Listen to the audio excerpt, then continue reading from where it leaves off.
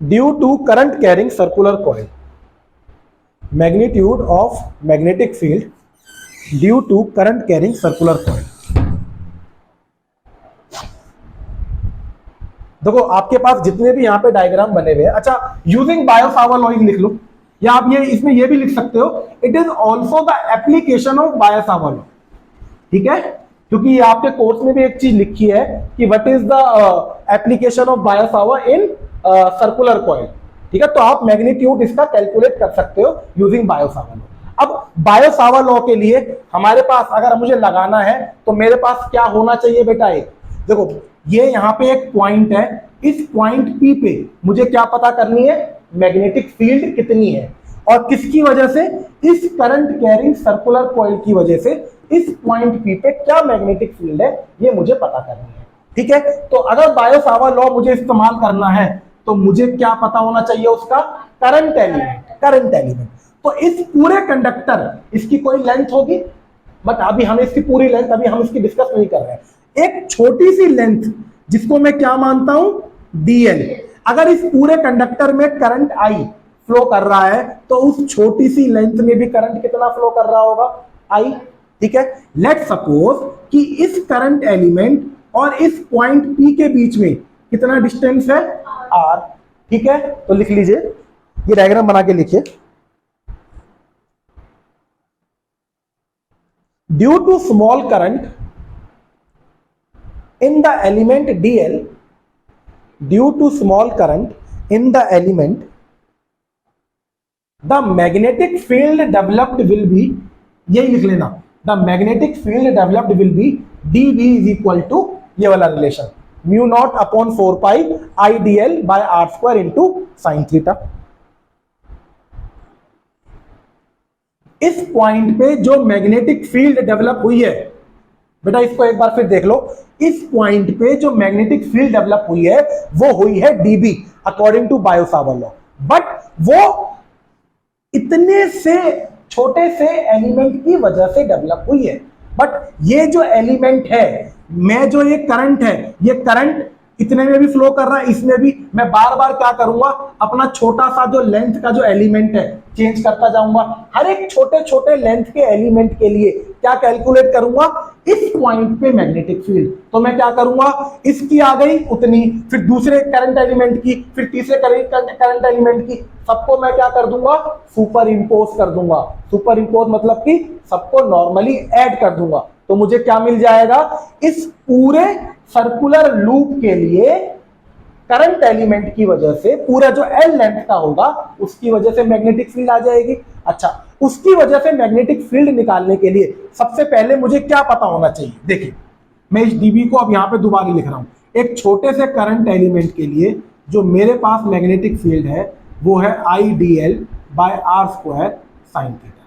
ठीक है, अच्छा ये एक छोटे से एलिमेंट के लिए, अगर मुझे पूरे एलिमेंट के लिए निकालनी है, पूरी लेंथ के लिए निकालनी है, तो मैं क्या कर सकता हूं, इसको कैलकुलस का सहारा ले सकता हूं और मैं इसको इंटीग्रेट कर सकता हूं।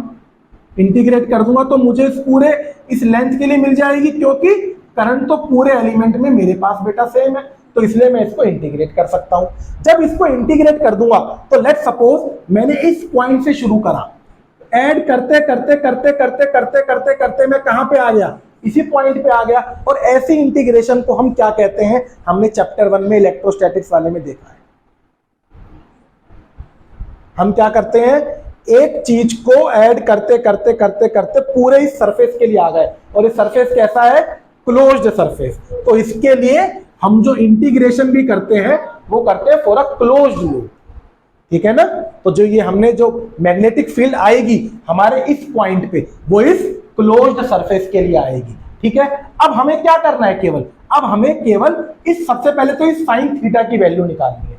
अगर मेरे पास कोई सर्कुलर सरफेस है, ये कॉइल कैसी है, एक सर्कुलर कॉइल है, और यहां पे मैंने एक डीएल एलिमेंट लिया था। ठीक है, और इसके सेंटर में यहां तक का डिस्टेंस क्या था, आर था, यही हमने लिया है। तो हमें यह पता करना है इस करंट एलिमेंट और इस पाम के बीच में ये जो एंगल, यही तो थीटा होता है ना, आर और डीएल के बीच में जो एंगल है वो कितना है, कितना एंगल है, ये कितना एंगल है, 90 डिग्री। तो इसके लिए एक प्रॉपर्टी यूज होती है कि जब भी किसी आर्क से या सर्कुलर पाथ से कोई भी लाइन आपके रेडियस से होके गुजरेगी तो वो हमेशा परपेंडिकुलर होती है। ये आपने छोटी क्लासेस में पढ़ा हुआ है। अब ये लाइन कहां से जा रही है? इस सर्कुलर सरफेस से। और कहां से होके गुजर रही है? इसके सेंटर से होके गुजर रही है, क्योंकि ये हमने देखा इस केस में जो भी मैग्नेटिक फील्ड है इस सर्कुलर लूप के सेंटर में ही है जो भी है। ठीक है, ये चीज हमने देख ली थी। तो ये जो एंगल है, जो ये एंगल थीटा है, ये किसके बराबर हो गया? 90 डिग्री के। इसके अलग से बना लेना। तो अगर जो मैं अपनी मैग्नेटिक फील्ड कैलकुलेट करूं म्यू नॉट अपॉन 4 पाई, तो मैं इसको ऐसे लिख सकता हूं IDL by R square. Sine theta की वैल्यू मेरी हो गई 1। ठीक है, अब देखो इंटीग्रेट केवल मैं वेरिएबल चीज को करता हूं। हर बार हर पॉइंट पे इसकी लेंथ चेंज होती जा रही है। तो क्या है? हर एक पॉइंट पे इसकी लेंथ चेंज हो रही है, तो लेंथ इसकी एक वेरिएबल टर्म है। तो मैं मैग्नेटिक फील्ड को ऐसे लिख सकता हूं, जितनी भी कांस्टेंट चीज है म्यू नॉट अपॉन 4 पाई, ये क्या होती है? परमिएबिलिटी, मीडियम का कांस्टेंट होती है, ये कांस्टेंट है। इस सर्किट के अंदर जो करंट है वो भी कांस्टेंट है, करंट तो चेंज नहीं हो रहा, तो करंट को भी मैंने बाहर रख लिया। अब सारी मैग्नेटिक फील्ड अगर इस करंट एलिमेंट की वजह से मैग्नेटिक फील्ड बनेगी, वो भी बेटा इसके सेंटर पे बनेगी। अगर इस करंट एलिमेंट की वजह से मैग्नेटिक फील्ड बनेगी, वो भी सेंटर पे बनेगी। और ये क्या है? एक गोला, और हर एक पॉइंट से सेंटर तक का डिस्टेंस क्या होगा? r। तो r स्क्वायर भी कैसी टर्म हो गई है? कांस्टेंट। तो वो भी आपकी इंटीग्रेशन के बाहर आ गई। तो अंदर क्या रह गया? Close integral of DL. अब क्लोज इंटीग्रेशन ऑफ डीएल है क्या? अगर मैं डीएल डीएल डीएल ऐड कर रहा हूं तो मुझे मिल क्या रहा है?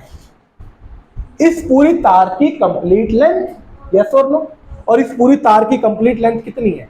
वो इसके सरकमफेरेंस के बराबर है। तो आप लिख सकते हो क्लोज्ड साइड में कहीं close integral of D L is nothing but the circumference of loop. और सरकमफेरेंस ऑफ किसी सर्कुलर पाथ को हम कहते हैं 2 pi R, where R is the radius. और यहां पे भी हमने रेडियस को आर लिया है। ठीक है, तो इसकी जो डीएल को जब मैं इंटीग्रेट करूंगा तो मुझे मेरी नेट मैग्नेटिक फील्ड की वैल्यू मिल जाएगी mu naught upon 4 pi into I by R square into 2 pi R. ठीक है, इस आर से एक आर कट जाएगा, तो जो मैग्नेटिक फील्ड मुझे मिल जाएगी म्यू नॉट, अच्छा पाई से पाई कट गया, 2 से 2 4 कट गया, तो mu naught upon 2 I upon R. और कुछ तो नहीं बचा, तो ये मेरे पास क्या आ गई? एक सर्कुलर लूप की वजह से मैग्नेटिक फील्ड आ गई। और अब मुझे यहां पता चल रहा है कि कितने करंट की वजह से कितनी मैग्नेटिक फील्ड डेवलप होगी। और बायो सावर्ट ने यही सबसे पहले सवाल रखा था कि हमें यह पता नहीं चल पा रहा कि कितना करंट देने से, कितनी मूवमेंट ऑफ चार्जेस की वजह से कितनी मैग्नेटिक फील्ड डेवलप होगी, ये यहां पे मुझे पता चल गई। ठीक है, तो यहां पे मैंने जो ये मैग्नेटिक फील्ड निकाली है, ये केवल बेटा उसका मैग्नीट्यूड निकाला है। डायरेक्शन हमने क्लॉक रूल से पहले ही निकाल ली थी। इस केस में डायरेक्शन इनसाइड है कि अगर करंट आपका क्लॉकवाइज फ्लो कर रहा होगा। तो फटाफट से इसको नोट डाउन करो। कर लिया? एक आधे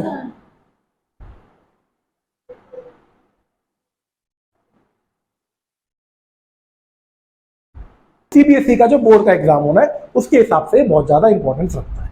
ठीक है, आगे लिखिए special conditions. Special conditions in the magnitude of magnetic field. अब इसके अंदर मैं कुछ स्पेशल कंडीशन जोड़ता चला जाऊंगा। मतलब कि हम स्पेशल कंडीशन किसकी कर रहे हैं? अपनी सर्कुलर लूप के मैग्नीट्यूड की ही, जो मैग्नेटिक फील्ड का मैग्नीट्यूड आया है उसी की कुछ स्पेशल कंडीशन है। नंबर 1 लिखिए, व्हाट हैपन्स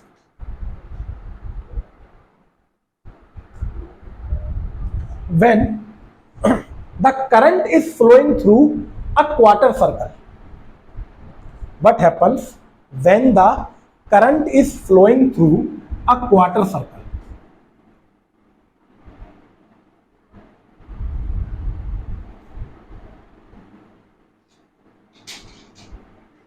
ये देखिए यहां पे सर्कल। अभी हमने मैग्नेटिक फील्ड किस केस में निकाली है? कि जब करंट एक पूरे सर्कल में दौड़ रहा था। अब कंडीशन चलेंगी कि अगर क्वार्टर सर्कल, ये क्या है? 4 क्वार्टर होते हैं ना बेटा हमारे पास, तो जो ये सर्कुलर पाथ है, जो ये आर्क है, केवल एक ही क्वार्टर में है। ये जो सर्कल बना है, देखो 4 क्वार्टर से एक सर्कल बनता है, ये चीज आपको पता है। अगर सर्कल केवल एक ही क्वार्टर में है और करंट उसी क्वार्टर में फ्लो कर रहा है, तो उस फ्लोइंग करंट की वजह से क्या मैग्नीट्यूड इतना ही रहेगा, डबल होएगा, ट्रिपल होएगा, आधा होएगा, अधूरा होएगा, ये पता करना है। ठीक है, तो अब देखिए, करंट यहां से गया, यहां फ्लो करते करते यहां पहुंच गया। पिछली क्लास में हमने ये देखा था कि अगर मेरे पास कोई करंट कैरिंग कंडक्टर है और इस पॉइंट पे मैग्नेटिक फील्ड निकालनी है, तो ये डिस्टेंस है मेरे पास r। ठीक है, इस केस में जो मैग्नेटिक फील्ड है वो मैक्सिमम होगी, क्योंकि थीटा का एंगल कितना हो जाएगा, 90 डिग्री। बट जैसे जैसे ये 90 डिग्री इस पॉइंट पे आ जाएगा, मतलब कि अगर मुझे, ये मेरा करंट एलिमेंट है और इसी पॉइंट में मैग्नेटिक फील्ड निकालनी है, तो इस केस में मैग्नेटिक फील्ड कितनी थी बियोसावा की वजह से, 0, because sine 0 is equal to 0। और इस पॉइंट को हमने इसका एक्सिस कहा था। तो अगर करंट एलिमेंट और जिस पॉइंट के बीच में हमें मैग्नेटिक फील्ड निकालनी है, उन दोनों के बीच में एंगल 0 डिग्री हो जाए, या वो पॉइंट उसी के एक्सिस पे है, करंट एलिमेंट, ठीक है, करंट एलिमेंट आपका यहां पे है और ये जो इसका एक्सिस है, मैंने कहा इस पॉइंट पे मैग्नेटिक फील्ड निकालो, तो इतने से इतने करंट एलिमेंट की वजह से इस पॉइंट पे मैग्नेटिक फील्ड कैसी होगी, 0। बिकॉज अंगूठा रख के देख लो, ये अंगूठा और यही पाम की डायरेक्शन, दोनों के बीच में थीटा कैसा हो गया, एक्सिस पे आ गया ना। करंट एलिमेंट और जिस पॉइंट पे मैग्नेटिक फील्ड निकालनी है वो दोनों एक ही एक्सिस में, और साइन 0 इज इक्वल टू 0। तो इतने करंट की वजह से मैग्नेटिक फील्ड 0 है, यस और नो। अब देखो, इतने करंट की वजह से, इतने करंट की वजह से, उस करंट की वजह से मैग्नेटिक फील्ड कितनी है, वो भी 0। क्यों? क्योंकि आपको करंट एलिमेंट ये है और ये आपका पॉइंट है, ये भी एक्सिस है इसका, बट इस केस में ये एंगल 180 डिग्री हो जाएगा, बट है एक्सिस, साइन 180 भी 0 हो जाएगा। तो एक्सिस के ऊपर जिस पॉइंट पे या जिस लाइन में आपका करंट मूव कर रहा है, उसी के एक्सिस में किसी पॉइंट पे मैग्नेटिक फील्ड निकालनी है, तो वो हमेशा 0 होती है। तो अगर मैं इस पार्ट को 1 कह दूं, इस पार्ट को 2 कह दूं और इस पार्ट को 3 कह दूं, तो magnetic field due to current element 1 and magnetic field due to current element 3 दोनों 0 हो जाएंगे, because they lie at its axis. सही है, तो कुल मिला के जो मुझे मैग्नेटिक फील्ड इस पॉइंट में मिलेगी, यहां से लेके यहां के लिए ही मिलेगी। ठीक है, इसका पूरा एंगल कितना है, इस क्वार्टर का एंगल कितना है, 90 डिग्री। ठीक है, तो अगर एक सर्कल के लिए, एक कंप्लीट सर्कल के लिए मैग्नेटिक फील्ड कितनी आ रही है, μ0I/2r, तो उसके 1/4 सर्कल के लिए मैग्नेटिक फील्ड इसी पॉइंट पे कैसी हो जाएगी, रिड्यूस हो जाएगी। कितनी रिड्यूस हो जाएगी भाई, जितना देखो पहले करंट पूरे में बह रहा था, हर एक छोटे छोटे एलिमेंट की वजह से आपकी मैग्नेटिक फील्ड यहां बनती जा रही थी, जुड़ती जा रही थी हर एक पॉइंट के लिए। अब आपने उसके 3/4 पॉइंट रिड्यूस कर दिए, खत्म कर दिए, तो केवल कितनी रह गई मैग्नेटिक फील्ड, कितनी रह गई, हाफ नहीं। सर्कल कितना रिड्यूस किया है आपने, सर्कल पहले से कितना रह गया, 1/4। सर्कल कितना रह गया, 1/4। तो मैग्नेटिक फील्ड भी कितनी रह जाएगी, 1/4। किसकी, पूरे सर्कल की। पूरा सर्कल क्या है, μ0I/2r। तो ये आपकी मैग्नेटिक फील्ड है, किसकी वजह से, एक क्वार्टर सर्कल की वजह से।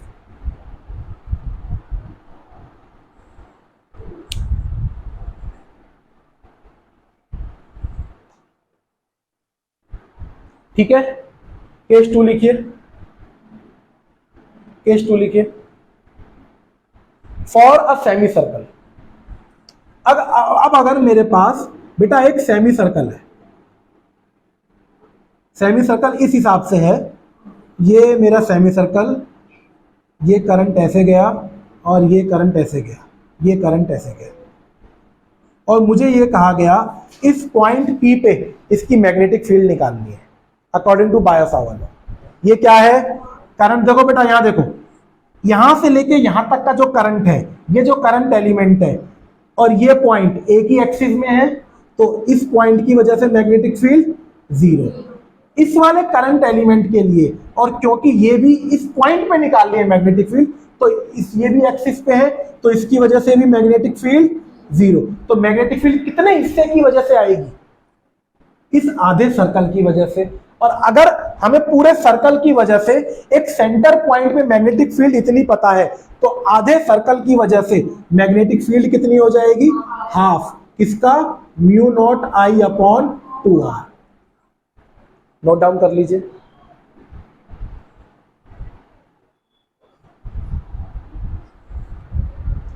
तो अगर हमें किसी करंट एलिमेंट में की वजह से मैग्नेटिक फील्ड निकालनी है, बट अब इन्होंने मुझे ये नहीं कहा कि वो क्वार्टर सर्कल है, सेमी सर्कल है या कुछ है। अब उन्होंने मुझे एक चीज कह दी कि भैया जो आपकी जो वायर्स है ना, और जिस पॉइंट के बीच में आपको मैग्नेटिक फील्ड निकालनी है, उसका मुझे एंगल पता है। जैसे कि अगर आप यहां देखिए, आपको इस पॉइंट पे निकालनी थी, तो ये पूरा कंप्लीट एंगल कितना है? 360 डिग्री। ये एंगल कितना है? 90 डिग्री। ये एंगल कितना है? 180 डिग्री। इस पे अभी दोबारा वापस आएंगे। तो ये क्या है? ये अब एक जर्नल फॉर्मूला बना दिया कि कैसी भी आप सर्कुलर आर्क ले आओ, उसका कुछ ना कुछ तो एंगल होगा। लेट सपोज इसका एंगल थीटा है, और अगर इसका एंगल थीटा है तो देखिए, ये मुझे पता है कि ये जो वायर है, ये इस पॉइंट पे अगर मुझे मैग्नेटिक फील्ड निकालनी है, तो ये इसके एक्सिस पे आ रही है मैग्नेटिक फील्ड, इसकी वजह से, इसकी वजह से, इसकी वजह से 0। तो मैग्नेटिक फील्ड इस केवल सर्कुलर आर्क की वजह से बनेगी। और इसका जो फॉर्मूला दिया है, जो जर्नल फॉर्मूला दे दिया, वो है mu not I divided by 2r multiply by कितने एंगल की निकालनी है डिवाइडेड बाय टोटल एंगल कितना हो सकता है। अगर ये मान लो 30 डिग्री एंगल के लिए होता, ये आर्क 30 डिग्री एंगल की होती, तो हम क्या कर देते? हमारी मैग्नेटिक फील्ड हो जाती mu not I by 2r into 1/12, 30/360, 1/12। अब यही एंगल अपने सेमी सर्कल के लिए लगा के देख लेते हैं। हमारा सेमी सर्कल क्या कहता है? हमारा सेमी सर्कल ये कहता है कि b is equal to mu naught upon 2 pi नहीं, 2r ही है ना फॉर्मूले में, ठीक है। b is equal to mu naught upon 2r into semi circle का एंगल कितना होता है? 180 डिवाइडेड बाय 360। तो ये चीज किससे मल्टीप्लाई हो रही थी? 1/2 से हो रही थी ना। अब किससे हो रही है? हो रही है ना। अगर ये एंगल 90 डिग्री होता तो ये पूरा फैक्टर किससे मल्टीप्लाई हो जाता? हो रही है ना। अगर ये पूरे सर्कल के लिए होती तो मैं क्या कर देता? इसको मल्टीप्लाई किससे करता? 0 नहीं, 360 बाय 360। तो क्या बचता? यही बचता ना, यही आया है ना हमारे पास। चलो खत्म हो गया फटाफट से। बहुत इंपॉर्टेंट है ये, बहुत ज्यादा इंपॉर्टेंट। बस इसमें एक बात का ध्यान रखना है कि जो मैग्नेटिक फील्ड निकाल रहे हैं इस लूप की वजह से, इसके सेंटर पे निकाल रहे हैं। हर एक मैग्नेटिक फील्ड का एक जो पॉइंट है वो सेम है, ठीक है। और यही चीज अभी फिलहाल जो पहले क्या थी, हमारा डिस्टेंस चेंज होता जा रहा था, पॉइंट चेंज होता जा रहा था, उस हिसाब से भी मैग्नेटिक फील्ड निकालनी थी। अब हमारे कोर्स में ये चीजें बची नहीं है, ठीक है बेटा। आगे बढ़े, फटाफट से नोट डाउन कीजिए। अच्छा, अगर मैं अब आपसे सवाल पूछूं कि हमारी magnetic field due to a current carrying circular coil किस किस चीज पे डिपेंड करती है। अब हम इतने चैप्टर्स कर चुके हैं, अब आपको ये चीजें निकाल के बताने की शायद जरूरत नहीं है। सामने बोर्ड पे लिखिए, कॉपी मत देखो। हमारी magnetic field due to a current carrying circular coil किस किस चीज पे डिपेंड करती है। ये है मेरा फॉर्मूला, इस चीज पे डिपेंड करती है। म्यू नॉट क्या है आपका? Material constant. जितना अच्छा मटेरियल होगा उतनी, मतलब कि जितना घटिया मटेरियल होगा उतनी अच्छी मैग्नेटिक फील्ड आगे जाएगी। और अगर फ्री स्पेस होगा तो हमारा यह मानना है जितनी डेवलप हो रही है उतनी ही जा रही है, क्योंकि फ्री स्पेस हमारी नजर में कुछ भी नहीं होता, इसलिए हम उसको फ्री स्पेस कहते हैं। जितना करंट होगा एक सर्किट में, इसी सर्किट में करंट पहले 2 एम्पियर फ्लो कर रहा था और मैग्नेटिक फील्ड 10 टेस्ला थी, कुछ भी कह सकता हूं मैं अभी फिलहाल, ठीक है। अगर मैंने करंट 2 गुना कर दिया तो मैग्नेटिक फील्ड पे क्या असर पड़ेगा? सामने दिखाई दे रहा है। तो जैसे जैसे करंट बढ़ेगा मैग्नेटिक फील्ड बढ़ती जाएगी, जैसे जैसे करंट रिड्यूस होगा मैग्नेटिक फील्ड कम होती जाएगी। ठीक है, अब अगर मैग्नेटिक फील्ड और मैं डिस्टेंस का एक रिलेशन कायम करना चाहूं, वो क्या है, कैसे